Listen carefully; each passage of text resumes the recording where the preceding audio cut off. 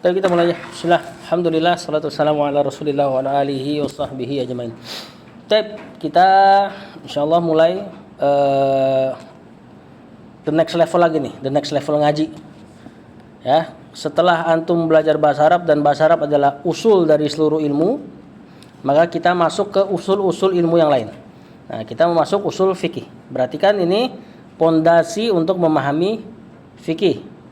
Tapi enggak terbatas pada fikih. Nanti pemahaman antum terhadap usul fikih juga membantu membenahi logika antum terhadap beragama.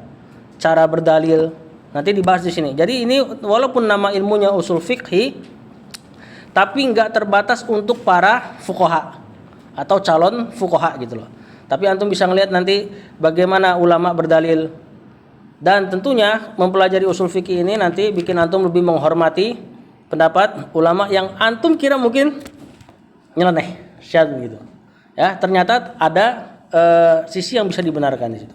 Dan juga nentuin sikap. Kalau antum sudah punya pegang cara berdalil, biasanya sikap antum terhadap pemilihan fikih juga lebih kokoh. Kalau selama ini mungkin kita ngelihat seseorang ngamalin seperti ini, kita ikut. Salam. Ternyata ada ustadz antum yang antum lebih suka dia ngamalin seperti ini, ikut juga. Ternyata ada yang ustadz antum lagi nanti ketemu lagi dia ngamalin hal ini dan ini, antum ikut lagi.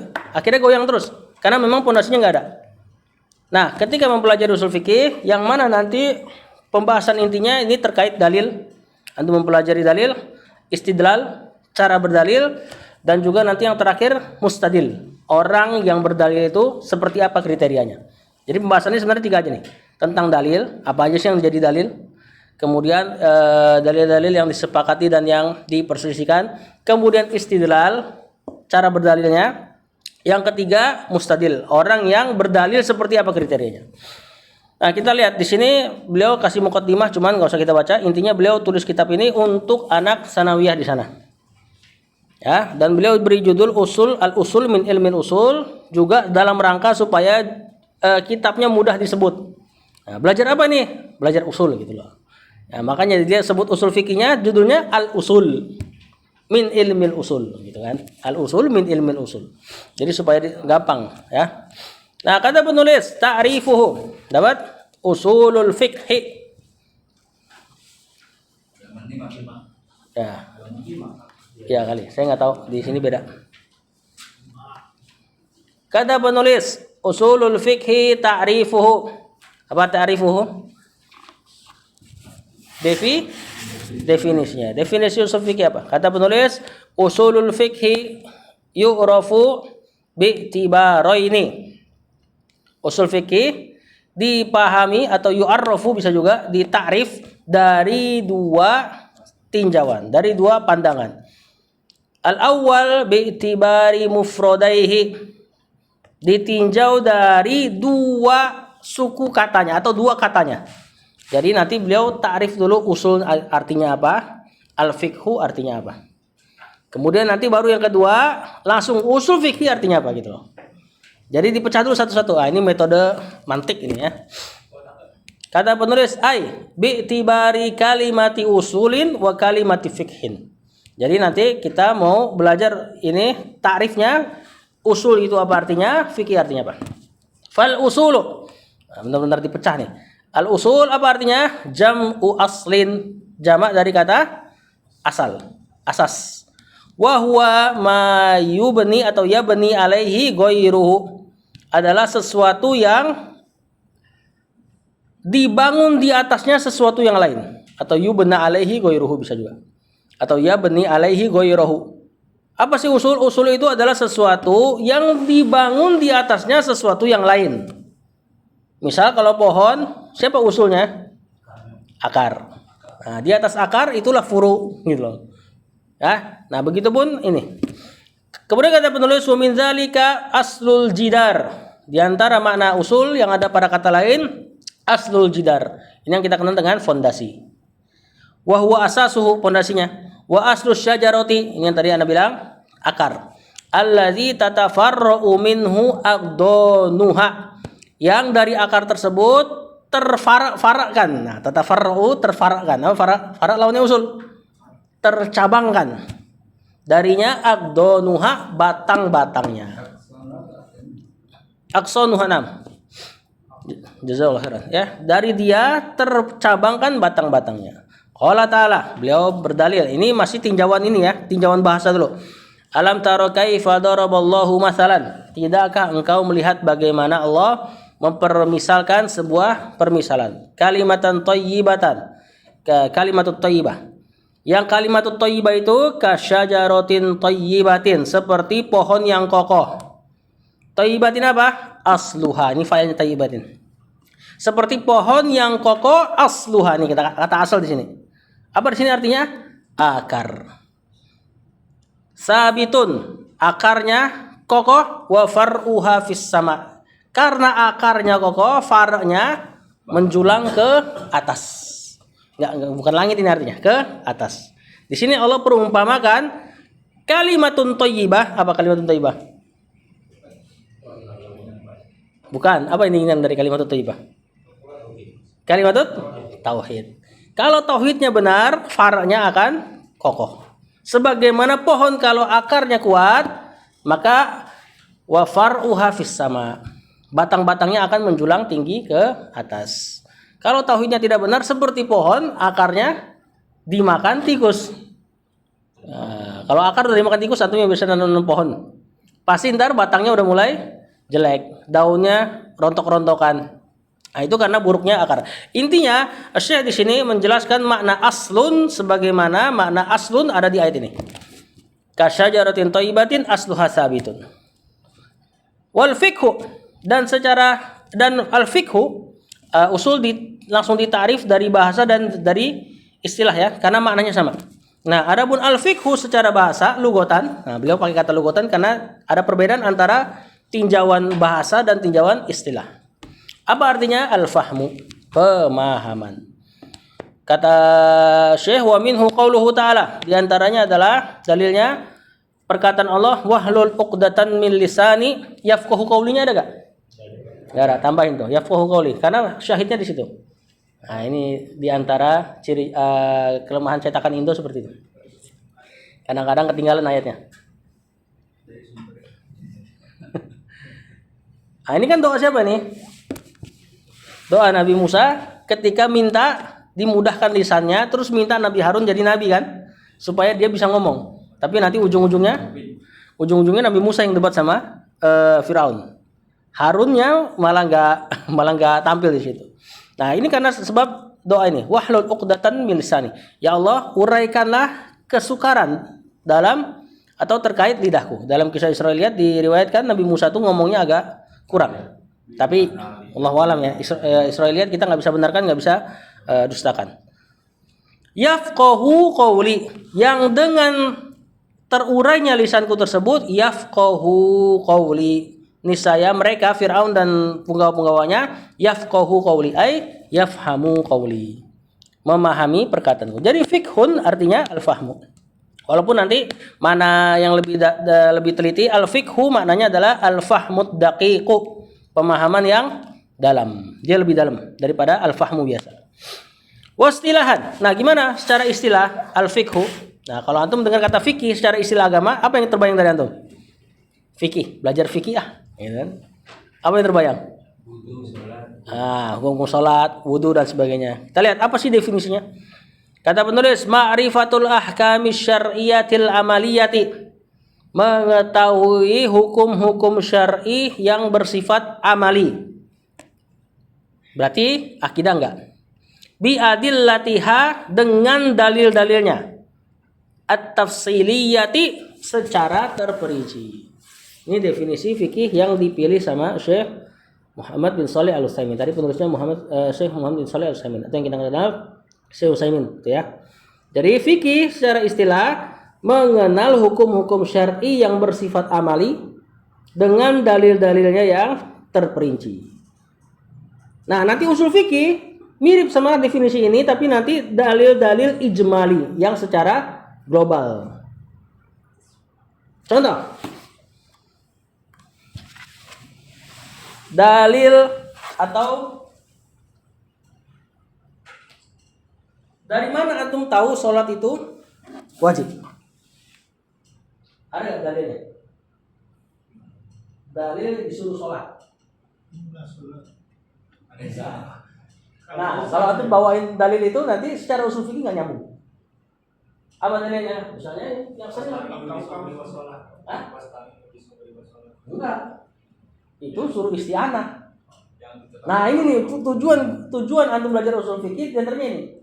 Ketika ada ustadz nanti dan mereka kebanyakan begitu, mendukung amalannya pakai dalil yang main comot-comot aja. Orang awam akan ngira boleh. Misal, Anda pernah ketemu sama mereka yang membolehkan kedukun. Dalil yang dibawain apa? Surat jin. Orang awam akan kira, oh iya juga nih, jin buktinya belajar sama Nabi. Berarti kita juga boleh ngambil ilmu dari jin. Padahal di situ nggak ada syahidnya sama sekali. Misal, dalil wa aqimus shalah. Aqimus shalah. Ini dalil tentang disuruhnya kita sholat. Di mana ini bisa jadi dalil bahwasanya sholat itu wajib. Nah, ini ilmu usul fikih bukan. Ilmu usul fikih nanti ada dalilnya adalah al-amru lil wujub. Apa artinya? Perintah itu menunjukkan makna wajib. Ada perintah di sini? Ada. Fi'il amr. Hakimu fi'il amr. Nah, dari sinilah kita tahu di sini ada fi'il amr berarti menegakkan sholat hukumnya sama kayak tadi. Larangan berbuat syirik. La tusyriku bihi syai'an. Di sini nanti ada dalil lagi dalam usul fikih. Nah, dalil usul fikih itu dia lebih global. Al-amru lil wujub, ini dalil usul fikih, bisa untuk pakai kemana-mana kan?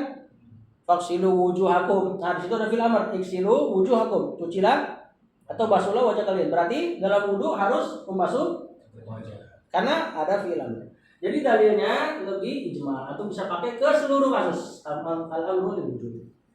Contoh lagi dalil usul fikih. An-nahyu lid tahrim. Larangan memberi mana? Pengharaman. Ada larangan di sini? Nah, mana dia?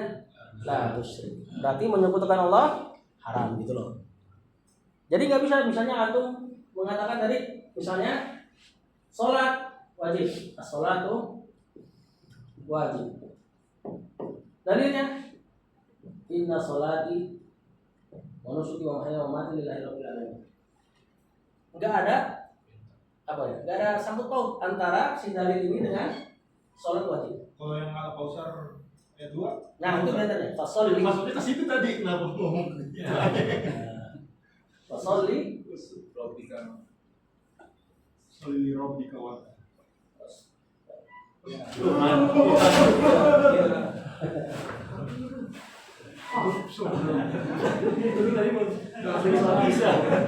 Fasholli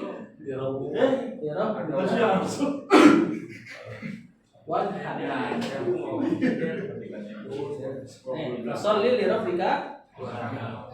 Berarti di sini ada perintah. Nah, kemudian li rabbika wanhar di sini juga ada perintah. Berarti wajib membeli. Wajib Pak? Ayo. ada lagi ininya. Nanti ada ininya lagi. dalil Iya.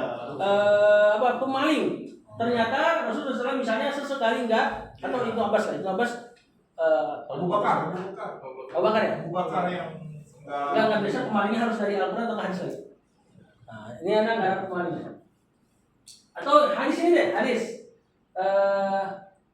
al-ghuslu mandi al-ghuslu wajibun kalau nggak salah ya, kalau ala kulli muhtalim atau al-ghuslu Jumat. Mandi di hari Jumat wajib bagi orang yang sudah muhtalim. Apa namanya muhtalim? Balik, udah mimpi basah. Ternyata di sini kan sebenarnya udah ada kata wajib nih.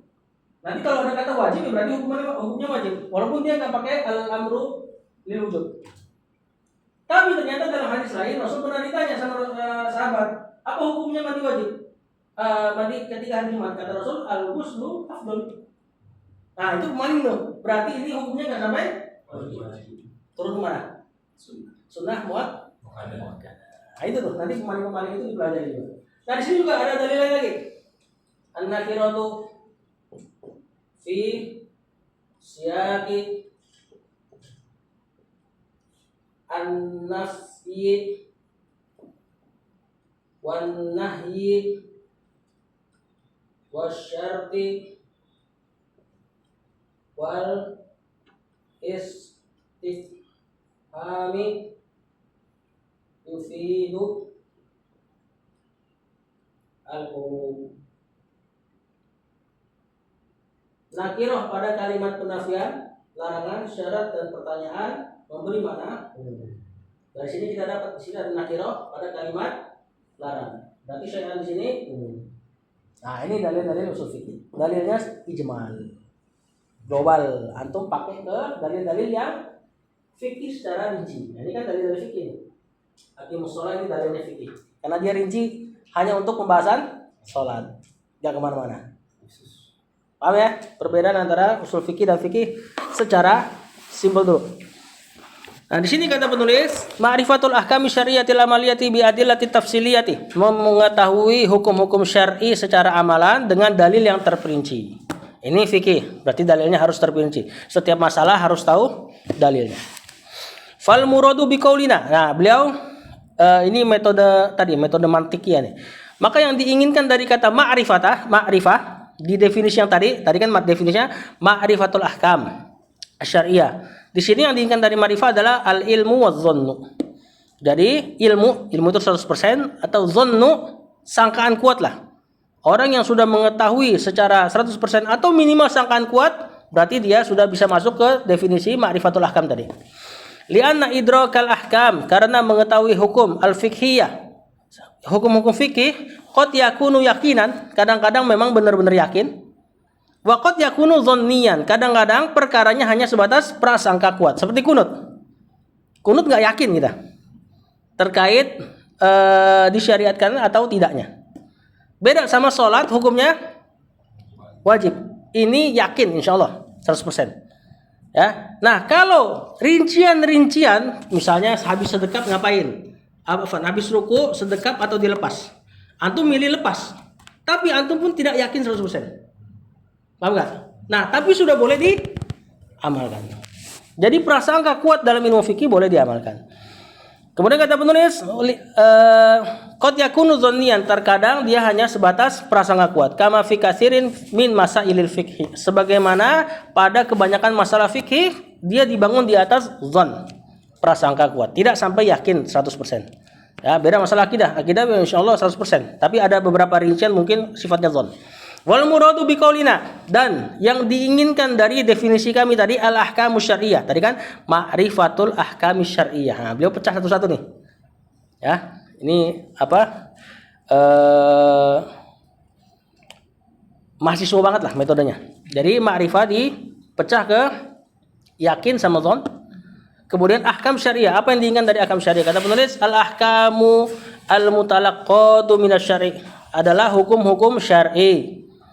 Kal wujub, seperti kewajiban dalam hukum syariah apa aja, wa tahrim, pengharaman, wa kharaja bihi, maka kita enggak bahas nih dalam definisi ini al-ahkamul aqliyah, hukum-hukum akal. Berarti fikih tidak membahas hukum-hukum akal. Seperti kama'rifati, seperti seseorang mengetahui annal kulla akbaru minal juz'i. Apa? Seluruh itu lebih besar daripada sebagian. Seluruh lebih besar daripada sebagian. Antum insyaallah udah ngerti lah. Yang namanya seluruh pasti lebih besar daripada sebagian, setengahnya. Nah, yang kayak gini tidak dibahas dalam fikih dan enggak perlu dalilnya. Wal ahkamul adiyah, tidak juga membahas hukum-hukum adat. Seperti kama rifati nuzulit talli fil lailati syatiyati idza kana jawu sahwan. Seperti mengetahui akan turun hujan ketika malam, ketika banyak awan lah intinya.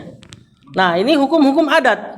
Hukum kebiasaan. Adat di sini maknanya bukan adat istiadat ya, tapi maksudnya kebiasaan yang terjadi. Kalau mendung biasanya hujan. Enggak perlu dalil. Ya, dan ini bukan pembahasan fikih. Jadi pembahasan fikih ma'rifatul ahkam syar'iyyati, berarti kita dapat ma'rifah di sini bisa maknanya ilmu atau yakin. Apa yang diilmui dan diprasangka kuatkan al ahkamus syar'iyyah. Hanya hukum-hukum syar'i. Nah, ini yang nanti mau kita pelajari usulnya ini perkara fikih ini. Kemudian wal muradu biqaulina benar. Wal muradu biqaulina al amaliyah. Tadi kan di definisinya, ini tarik ulur terus ya. Ma'rifatul ahkami syar'iyyatil amaliyati. Ada kata amaliyah. Apa sih maksudnya definisi ini? Kata Syekh, berarti ma la yata'allaqu bil i'tiqad.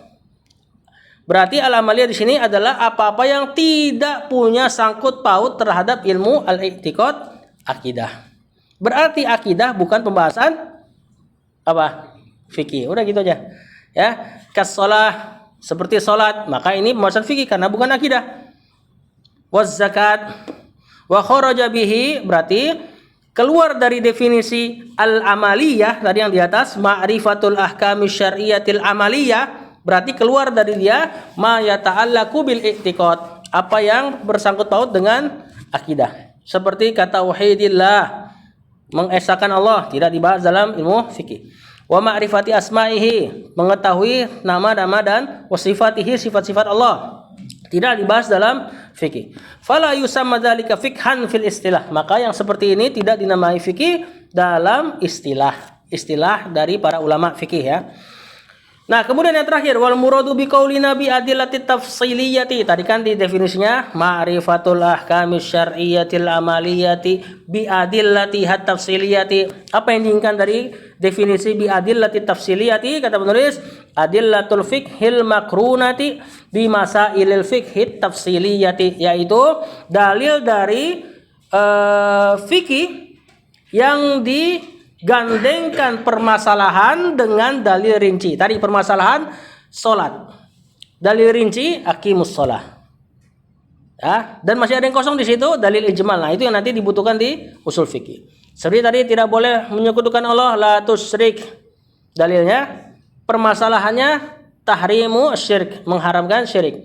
Nah, nanti ada yang kosong di situ. Kenapa bisa dalil itu antum pakai ke masalah ini? Nah, ini yang disebut usul fikih. Kalau fikih, masalah plus dalil rincinya. Ya, apa misalnya? Misal permasalahan tahiyatul masjid.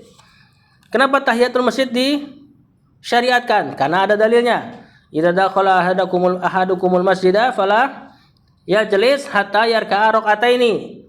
Nah, kenapa dalil itu dipakai untuk permasalahan tahiyatul masjid? Butuh usul fikih. Nah, ya. Kata penulis bi adillati tafsiliyati, berarti adillatul fikhi, dalil-dalil fikhi al makrunati bi masailil fikhi, yang berkaitan dengan masalah-masalah ini. Bukan masalah bahasa kita.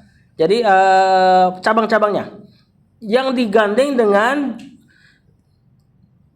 bimasailil fikhi at-tafsiliyati, yang digandeng dengan masalah fikih secara terperinci. Fa kharaja bihi usul fikih, maka ucapan bil adillati tafsiliyati mengeluarkan definisi usul fikih.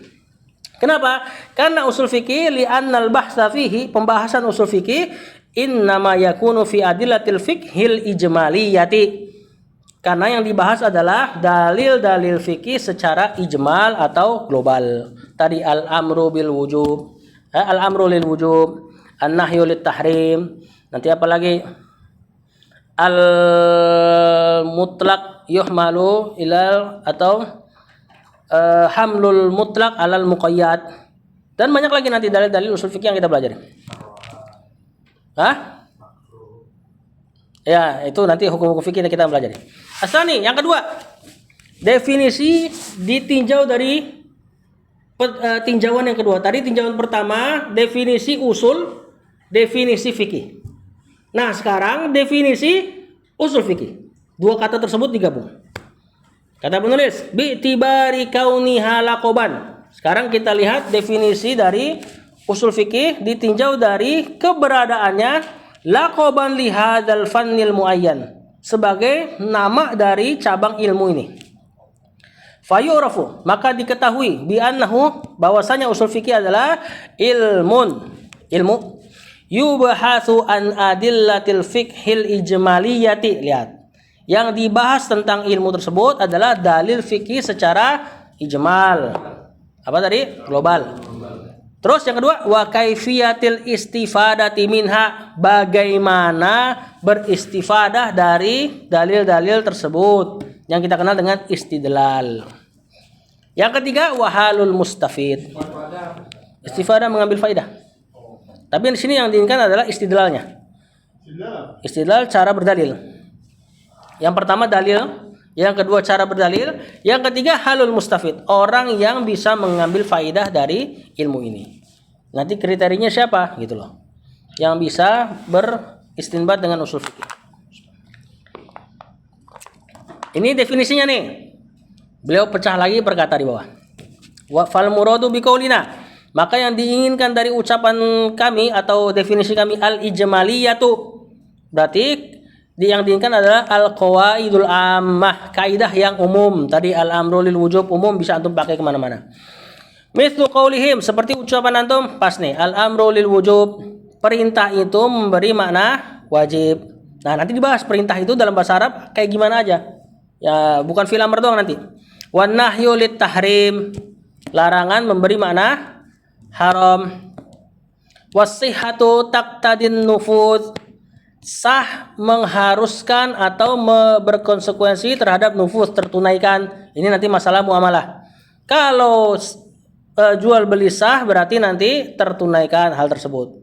Kalau ada yang tidak sah, berarti tidak tertunaikan. Alias misalnya antum jual beli dalam keadaan ada syarat yang hilang, berarti itu barang masih punya dia. Kalau dipakai haram misalnya gitu. Nah, ini nanti dibahas sedikit. Fa kharaja bihi, maka keluar dari definisi ini al-adillatut tafsiliyah. Berarti usul fikih tidak membahas definisi fikih. Karena tadi kalau adillatut tafsiliyah, ini definisi siapa? Dalil-dalil tafsiliyah rinci. Ini definisi fikih.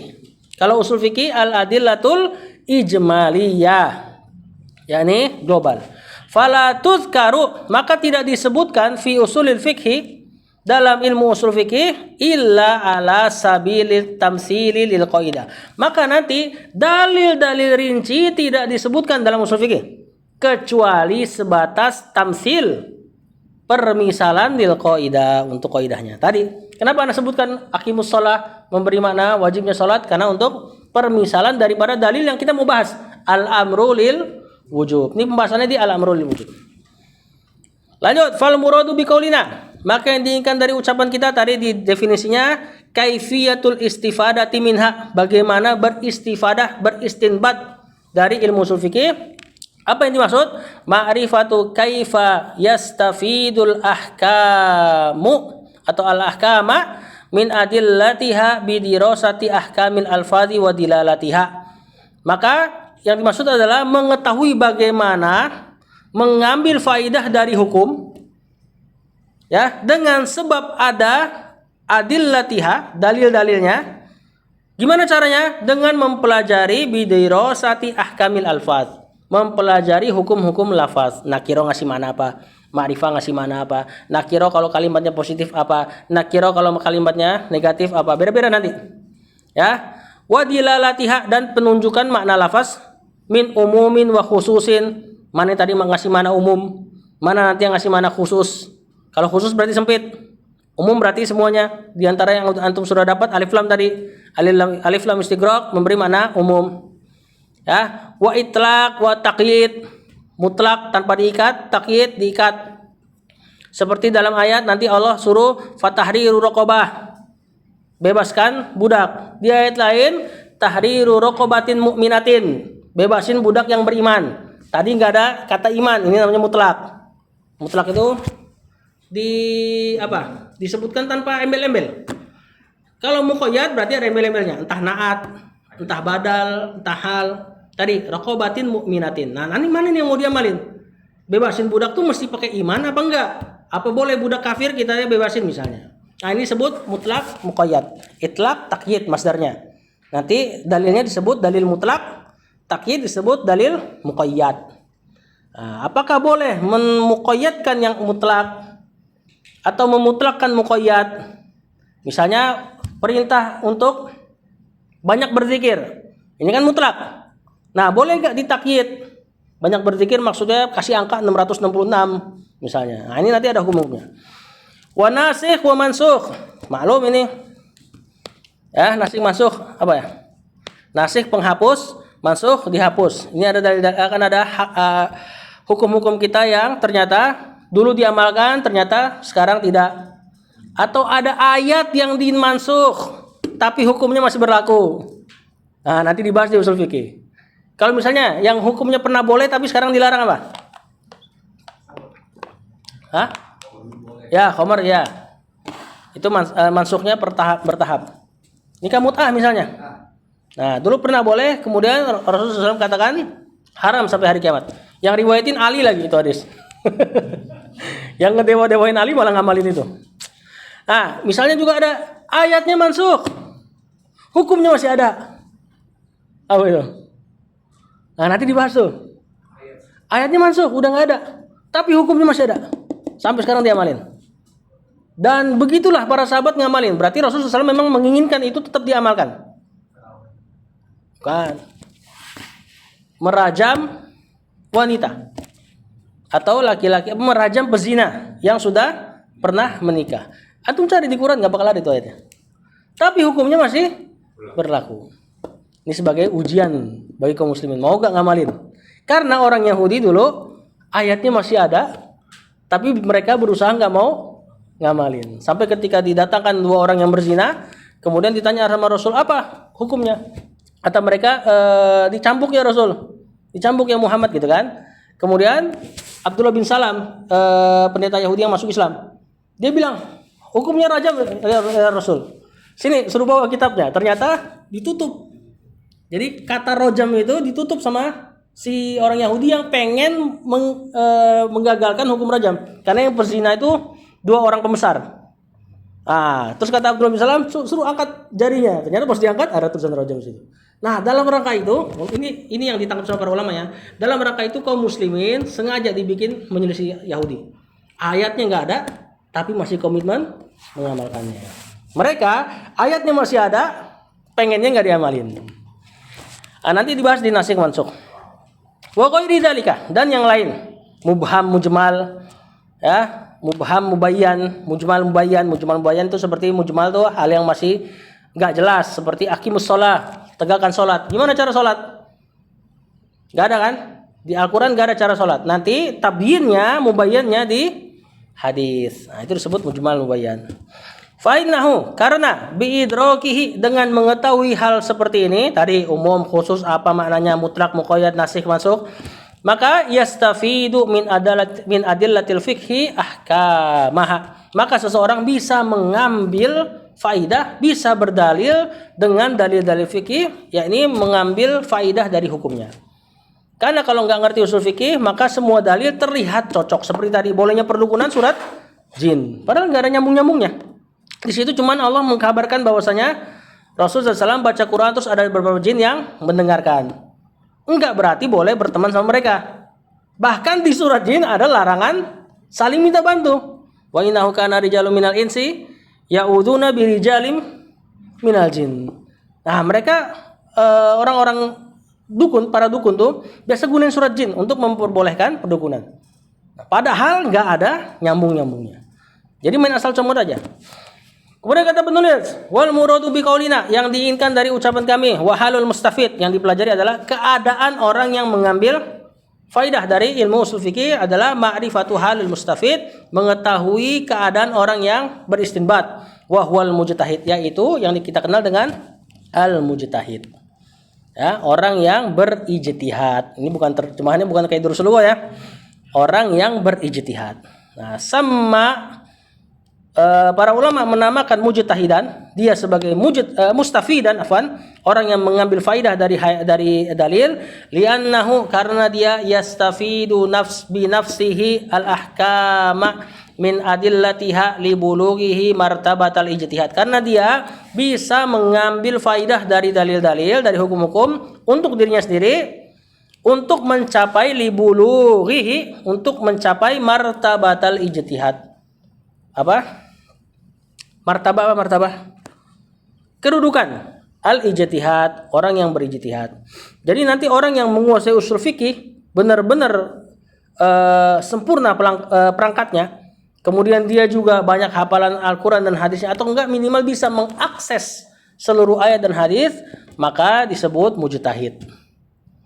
Nanti yang mentoknya mujtahid mutlak, benar-benar dia udah nggak terikat sama kaidah siapapun, saya berdalil dengan cara saya sendiri, itu disebut mujtahid mutlak. Mujtahid mutlak inilah yang terkenal yang 4 itu. Siapa?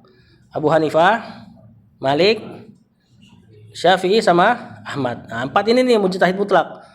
Nah, kalau belakangan dinisbatkan kepada Ibnu Taimiyah misalnya, karena cara berdalilnya nanti Ibnu Taimiyah di ujung-ujung udah nggak pakai kaidah mereka berempat. Nah, usul fikih ini sangat kental dengan permasalahan mazhab. Jadi sebenarnya orang yang bermazhab adalah sebenarnya nih, kalau disebut saya Syafi'i, maknanya adalah saya berdalil dengan cara Syafi'i berdalil. Seandainya Syafi'i masih hidup, insya Allah itu pilihannya, gitu loh. Jadi bukanlah orang yang berdalil bermazhab itu, misalnya saya Syafi'i, berarti ngambil pendapat Syafi'i dari A sampai Z. Ini ittiba. Ittiba nggak boleh ke Syafi'i. Ittiba cuma boleh ke Rasulullah SAW. Adapun terkait mazhab, maka maknanya adalah saya berdalil dengan bagaimana Syafi'i berdalil kalau dia masih hidup. Cara berdalilnya. Jadi usul fikih ini sangat kental sama mazhab. Nah, yang kita pelajari di kitab Syekh Utsaimin nanti bisa punya 2 kemungkinan cabangnya. Bisa Syafi'i, bisa Hambali, karena mirip-mirip akarnya. Nanti yang rada beda Syafi'i sama Hanafi. Abu Hanifah misalnya cara berdalilnya dengan atau sumber pendalilannya Al-Quran, kemudian sunnah mutawatir, dia nggak mau sunnah ahad. Kalau sunnahnya ahad, hadisnya hadis ahad, harus yang masyhur, terkenal. Kalau cuma ahad, dia nggak pakai. Makanya Abu Hanifah tidak mengatakan Al-Fatihah sebagai rukun sholat. Boleh antum Allahu Akbar, qul huwallahu ahad, Allahus samad, lam yalid walam yulad walam yakul lahu kufuwan ahad. Terus ruku. Apa dalilnya? Bukankah Rasulullah SAW mengatakan la sholata liman lam yaqra bi Fatihatil kitab? Enggak ada salat bagi orang yang enggak baca Al-Fatihah. Hadisnya ahad, saya enggak mau pakai. Dia pakainya faqra'u ma tayassara minal Quran. Bacalah yang mudah dari Quran. Di Quran ada kata dia. Sedangkan hadis saya enggak percaya. Kenapa? Karena zamannya beliau banyak pemalsu hadis. Jadi pilihan hadisnya benar-benar ketat. Nanti muridnya udah mulai terkenal tuh hadis, udah mulai diterima kaum muslimin. Kalau kaum muslimin nerima berarti kan ijma kan? Kalau kaum muslimin nerima berarti itu hal yang benar. Hadis la sholata liman lam yaqra bi Fatihatil kitab, walaupun enggak masuk kriterianya Abu Hanifah, ternyata kaum muslimin mengamalkannya. Akhirnya muridnya mulai pakai Al-Fatihah. Itu naik derajat enggak? Yang ahad. Enggak, ahad itu jalur, bukan derajat hadis. Jadi ahad bisa sahih, bisa doif, bisa hasan. Ahad itu jalurnya nih. Jalur antara Rasulullah SAW ke penulis kitabnya. Kalau ahad berarti 1 orang. Afwan.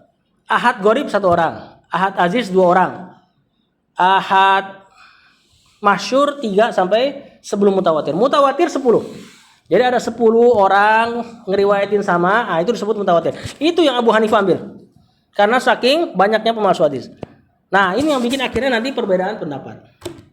Kalau Malik gimana lagi? Malik Al-Quran, Sunnah, Ijma, amalan orang Madinah. Ya. Jadi orang yang bermazhab Maliki berarti dia yang masih mengamalkan ini, cara beramal ini. Selama orang Madinah ngamalin, itu dalil. Makanya nanti banyak deh kemana-mana tuh. Azan cuman Allahu Akbar sekali doang. Allahu Akbar. Jadi nggak 2 kali. Nah, persis kan? Nah, itu dari orang Madinah. Ternyata mereka banyak yang seperti itu.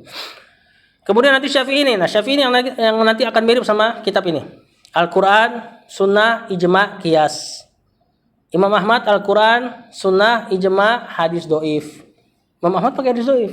Asar sahabat juga jadi dalil. Nah, ini yang dimaksud orang bermazhab. Cara memetik dalilnya. Makanya murid-muridnya Abu Hanifah yang sudah pakai Al-Fatihah dia tetap mengatakan saya bermadzhab Hanafi. Walaupun Abu Hanifah nggak pakai Al-Fatihah. Kenapa? Karena yang diambil cara berdalilnya. Nah, ini. Kemudian kata penulis. Afan, tambah lagi. Berarti tadi kan Anda bilang ada mujtahid mutlak yang dianggap lagi. Seperti Ibnu Taimiyah. Nah, berarti cara berdalilnya beda lagi. Nah, gimana tuh ngumpulinnya? Ada di kitab-kitab besarnya. Ya, makanya nanti ada kitab judulnya Ma'alimu Usulil Fiqhi Inda Ahli Sunnah. Bagaimana usul fikih ditinjau dari ulama ahlu sunnah. Yang diinginkan, yang dikumpulin apa? Sebenarnya usul fikihnya Ibnu Taimiyah. Jadi kalau salafi berdalil gimana gitu loh. Nah itu nanti ada kitabnya lagi. Itu seperti mazhab kelima. Ya, seolah-olah itu adalah mazhabnya ahlul hadis. Jadi ahlul hadis seolah-olah punya mazhab lagi. Nanti yang kental Ibnu Taimiyah, Ibnu Qayyim, siapa Abdul Bar, siapa depannya? Syekh Albani, Allah a'lam. Syekh Albani bahkan nyuruh untuk bermadzhab Syafi'i kalau dalam ngambil hukum gitu. Syaukani, Imam Syaukani, Imam Yaman yang belum lama wafat, ya masih abad-abad kontemporer lah, nggak kontemporer banget ya. Nah itu dikatakan cara berdalilnya udah sendiri itu. Nah, makanya kalau tim sebelah dengar nama Syaukani nggak suka dia. Walaupun Syaukani dikatakan sangat erat sama pendapat Syafi'i. Ya, cuma gara-gara dia ada beberapa pendapat yang nyeleneh karena ada dalil yang dia anggap kuat. Maka dia nggak dipakai. Lanjut. Kata penulis. Wal muradi mana tadi? Fa ma'rifatul mujtahid wa syurutil ijtihad wa hukmihi wa nahwi dzalika yubhatsu fi ushul fiqh. Maka mengetahui seorang mujtahid gimana sih kriterianya. Nah, nanti juga di antara faedahnya kita jadi agak berhati-hati dalam berfatwa atau ngejawab pertanyaan orang atau teman. Wa syurutul ijtihad. Nah, syaratnya ijtihad itu apa? Wa hukmihi, dan hukumnya berijtihad atau hukum menjawab pertanyaan. Nanti dibahas di sini. Apa hukum menjawab pertanyaan gitu loh. Ya. Nah, nanti tentu fardu kifayah, kecuali memang keadaan mepet banget, antum cuma tahu sebatas yang antum tahu itu boleh. Wa nahwi dzalika, dan yang misalnya yubhatsu fi usul fikih. Maka yang seperti ini dibahas dalam usul fikih. Terakhir kata penulis faidatu usul fikih. Faidatu usulil fikih. Faidah dari belajar usul fikih, inna usulal fikhi, sesungguhnya usul fikih ilmun jalilul qadri, ilmu yang besar kedudukannya, baligul ahamiyati, balik itu apa mananya?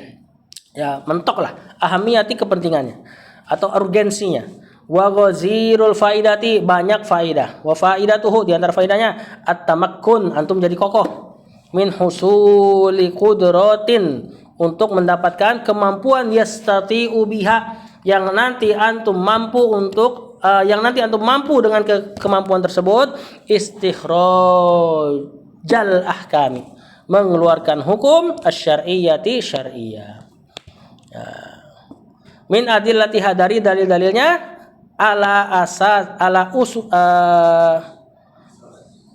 asasin salimatin. Usus ya. Ala di sini soalnya alanya aja pakai ya nih, jadi kayak ali. Dari dalil-dalilnya di atas asas-asas yang selamat. Jadi berdalil dengan cara yang benar. Nah, contoh misalnya Maulid. Maulid di antara dalil terkuatnya Abu Lahab dikasih minum gitu kan di neraka. Benar enggak? Gara-gara pernah seneng ketika Rasulullah SAW lahir. Dia bebasin budaknya saat itu. Kemudian gara-gara kejadian itu, ini riwayatnya pun masih bermasalah ya, karena disebutkannya tuh orangnya majhul. Yang mimpinya siapa juga nggak tahu. Terus juga masalah keangkat ke Nabi pun enggak. Jadi ini ucapan tabiin atau siapa gitu, anda lupa. Terus dijadiin Abu Lahab senang, kemudian di neraka setiap hari atau setiap hari kelahirannya. Maka Nabi itu Abu Jahal dikasih keringanan, kasih minum. Terus dia berdalil dengan Abu Jahal aja diringanin dalam siksa, apalagi kita kalau bahagia dalam maulidan. Nah, antum bisa amalin itu. Misalnya kalau emang dalilnya itu sahih, berarti kita cukup senang dengan lahirnya Rasul. Apa kaitannya antara dalil itu sama acara maulidnya? Ada nggak? Nggak ada. Nah, ini kayak gini orang awam bisa gampang tertipu karena dia nggak bisa ngaitin antara dalil sama masail. Masail itu masalah antara bolehnya maulid. Dalil itu tadi apa hubungannya antara dalil ini sama masalahnya?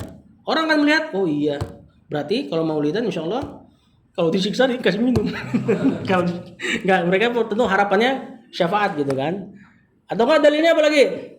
Rasulullah SAW setiap Senin puasa, ya kan? Maka ketika ditanya kenapa puasa, ini hari lahir. Harusnya kalau pakai kaidah usul fikih berarti harusnya tiap Senin dia bikin maulid. Harusnya, tapi enggak.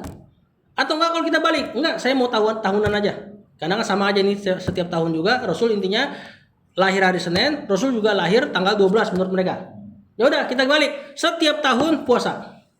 Harusnya itu gitu tuh, konsekuensi dari dalilnya. Tapi mereka lakuin juga setiap tahun puasa atau enggak setiap Senin maulidan. Mereka enggak lakuin dua-duanya. Harusnya kalau mau dihubungkan dalil dengan masalahnya, berarti kalau Rasul setiap Senin puasa karena hari lahirnya, antum mau bikin jadi tahunan, berarti antum harusnya puasa tahunan. Tanggal 12 puasa, tapi nggak ada mereka berpendapat seperti itu. Atau minimal kalau mau dibikin mingguan tapi pakai acara, berarti setiap Senin maulidan. Tapi mereka nggak pilih itu, mereka malah pilihnya maulidan, puasanya nggak dipakai, terus acaranya tahunan. Nah itu usul fikihnya hilang di situ. Apa nyambungnya sama kasus usul fikihnya? Akhirnya nggak ada. Ya, apalagi ternyata itu masalahnya udah datang duluan, dalilnya baru dicari. Ini sekali sama itu terus sama apa perayaan ulang tahun ala kufar gitu kan. Mereka kan ulang tahunnya itu setiap tahun. Iya, berarti kan kalau misalnya mereka ngomong kayak gitu, kalah udah hujahnya. Misalnya, kenapa kamu setahun sekali? Karena orang kufar mereka setahun sekali, udah habis dia. Mereka kan cari cara gimana mereka punya hujah, datengin dalil. Nah, ternyata secara usul fikih nggak nyambung, nggak ada nyambung-nyambungnya. Nah, orang awam nggak tahu usul fikih, oh iya juga ya. Nanti kemana-mana tuh. Ya, nanti kemana-mana. Gue lahirnya hari Rebo, ya udah gue puasa Rebo. Kemana-mana nanti. Ya, karena nggak kenal usul fikih. Kata penulis lagi, faidah itu tadi kokoh sehingga bisa punya kemampuan untuk memetik hukum syar'i dari dalilnya di atas asas yang selamat. Kemudian kata penulis banyak lagi ininya ya, apa faedahnya. Ana tulis di kitab itu, mana lupa. Di antaranya antum bisa tahu kalau ada dalil yang sekilas mirip bertentangan. Nah, gimana cara keluar dari sekilas pertentangan tersebut? Kemudian juga kata penulis wa awwalu man jama'ahu, orang pertama yang menyusun ilmu ini kafanin seperti sebuah cabang ilmu mustaqilin yang independen. Maksudnya disusun dalam satu kitab doang. Maka siapa dia? Al-Imam Syafi'i, Imam Syafi'i. Apa kitabnya? Bukan. Kitabnya Ar-Risalah. Jadi di situ beliau ngumpulin gimana cara berdalil. Cuma di situ juga ada pembahasan lain seperti mustalah hadis dimasukin juga di situ. Nah, sebelum Imam Syafi'i berarti nggak ada usul fikih dong? Tentu ada. Bahkan dari Rasul kita katakan udah ada usul fikih. Cuman kan masih tercecer. Ya, belum dikumpulin jadi satu fannin mustaqilin, satu cabang ilmu yang independen. Ya ini Muhammad bin Idris rahimahullah. Summa taba'ahu, kemudian mengikuti beliau al ulama'u, para ulama fi dzalika, dalam hal tersebut, yakni mengumpulkan kitab-kitab usul fikih. Dan qadarullahnya paling banyak mempelajari atau menyusun usul fikih adalah imam-imam ahlul kalam. Ya, orang-orang Asy'ari dan sebagainya, bahkan Jahmiyah. Ya, Mu'tazilah juga. Qadarullahnya ini ilmu mereka paling demen. Tulisan-tulisan paling banyak dari mereka. Ya. Makanya waktu anak belajar ini diperingatkan untuk mempelajarinya dari Ahlus Sunnah. Kalau di ustadz kita yang benar-benar ngelotok, ustadz ini Ad-Darimi, Musyafa Ad-Darimi. Beliau doktor pertama usul fikih di Indonesia. Doktor pertama, bukan berarti ulama Indonesia nggak ada ya yang ngerti usul fikih. Maksudnya dia doktoralnya dia yang pertama. Wa allafu fihi at-ta'lifa al-mutanawwi'ah. Dan para ulama menulis dengan tulisan-tulisan yang banyak. Ma baina mansur, ada yang dengan cara mansur itu non syair. Wa manzum syair. Wa muhtasir, ada yang atau muhtasar afwan. Muhtasar apa? Ringkas. Wa mabsut, panjang lebar. Hatta shara fannan mustaqilan, sampai ini ilmu jadi sebuah cabang ilmu yang independen. Lahu baginya. Apa itu bacanya? Kianuhu wa mumay, apa itu? Mumayyizatuhu, dan maksudnya adalah ilmu ini jadi ilmu yang khas lah, punya dia sendiri. Enggak mirip sama ilmu yang lain, enggak mirip sama ilmu yang ini dan itu. Wallahu a'lam. Jadi usul asas. Fikih itu mengetahui hukum syar'i, amali, tafsirnya, dalilnya rinci. Usul fikih mengetahui hukum fikih tadi, tapi dalilnya ijmal. Ya, mengetahui dalil ijmal, mengetahui gimana cara berdalilnya, dan mengetahui siapa yang bisa berdalil dengan usul fikih tersebut. Wallahu a'lam.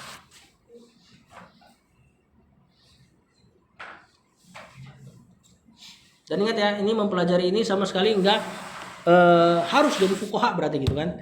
Tapi minimal antum dapat adabnya lah, dapat adab ketika ulama berbeda pendapat. Jadi banyak husnuzon ya nanti sama ulama.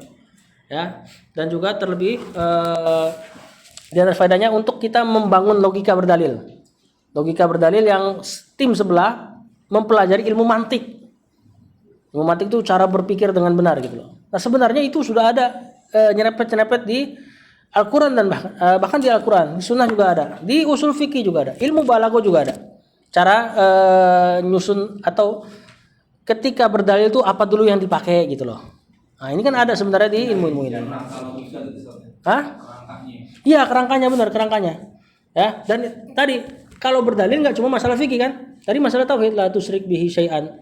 Dari mana kita nggak boleh berbuat syirik sama orang soleh misalnya? Kita udah punya kerangka nih. Nakirah memberi mana umum kalau kalimat penafian. Berarti masuk orang soleh nggak boleh diibarahin. Ya, karena kita udah punya kerangka syai'an, di situ nakirah kalimatnya larangan, nakirah pada larangan umum. Nah, nanti mereka bawain dalil apa? Kisah biasanya kan, palingan kisah. Atau enggak mereka orang-orang yang sudah syahid itu bukanlah amwat bal ahya, tapi mereka adalah hidup. Biasa dalilnya itu aja tuh. Padahal kalau kita lihat di tafsirnya, al ahya al barzakhiyah, hidup dalam alam barzakh. Alam kan ada 3. Atau enggak 3 lah yang dekat sama kita. Alam dunia, alam barzakh. Sebelum kita apa? Sebelum dunia, alam rahim. Bisa gak saling berkaitan? Dunia dengan barzakh bisa gak saling berkaitan? Kita ngobrol sama orang barzakh. Sama, kiaskan dengan bisa gak antara kita dengan rahim berkaitan? Bisa gak? Yang di dunia bisa masuk ke rahim gak? Maka yang di barzakh gak bisa masuk ke dunia. Tahu gak? Antum gak bisa masuk ke rahim kan? Atau anak antum kalau banter masukin lagi deh gitu kan? Gak ada insyaallah. Nah begitu pun barzakh gak bisa dijadikan dalil, walaupun dalam Al-Quran tadi bal ahya, mereka itu hidup jadi bisa dimintain. Enggak, justru al-ahya al-barzakhiyah. Nanti barzakh dalam bahasa Arab, al-barzakh itu syai'un baina syai'aini. Apa artinya? Sesuatu di antara 2 sesuatu, penghalang. Nah, secara bahasa pun udah enggak mungkin bisa saling tolong menolong. Kecuali memang kita berdoa kemudian Allah sampaikan doanya. Dan itu pun yang nolong Allah. Wallahu a'lam. Sallallahu ala nabiyina Muhammad wa ala alihi wa sahbihi wasallam.